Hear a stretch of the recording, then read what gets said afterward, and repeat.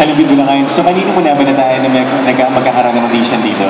Sa tita ko po. Nagpunta po kami sila dito last time. Alright, so malaking paniniwala ng tita mo na makakayanan mo itong audition na ito. So, anong gagawin mo para sa amin? Kakanta po. Kakanta? Anong kakantahin ni Bring Me to Life po. Bring Me to Life. Alright, good luck. God bless.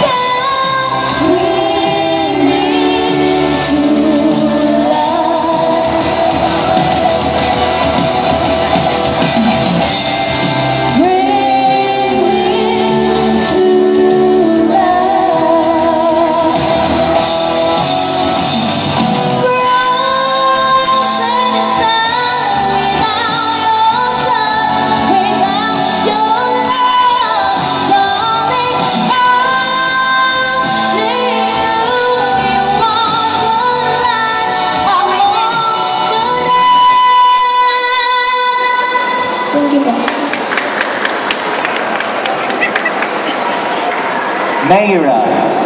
Alright, with that performance, it's like a gig performance. Para bang isang ang vocalista ng isang banda? Apo. Tama ba? Apo. Alright, kasi the way na i-deliver mo siya, the way na tumayo ka, and yung pang-clap-clap mo dito sa leg mo. Parang, ano siya, parang vocalista talaga ng banda. And napaglaruan mo naman yung song. So, I like yung pagka-husky ng boses mo whenever you fell down doon sa low notes. So, ang sarap pakinggan na may pagka-husky. So, ingat-ingat lang doon sa mga high notes mo. Alright? Congratulations. Thank you, sir. Hi, Naira. Hello po. Nagustuhan ko naman yung performance mo. Okay siya vocally. Nakulangan lang ako dun sa emotions.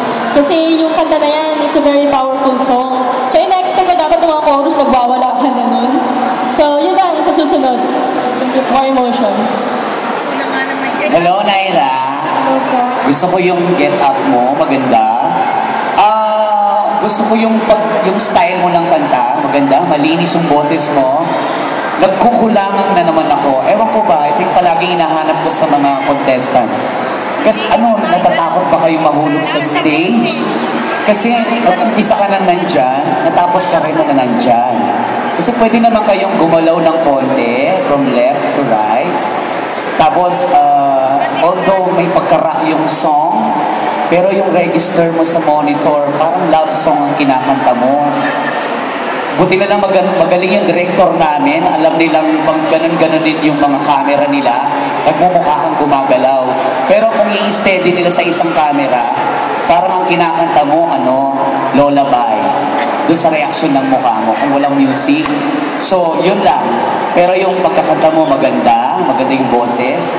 na-hits mo lahat yung mga notes na hinahanap mo doon sa kanta. So, good luck. Thank you po.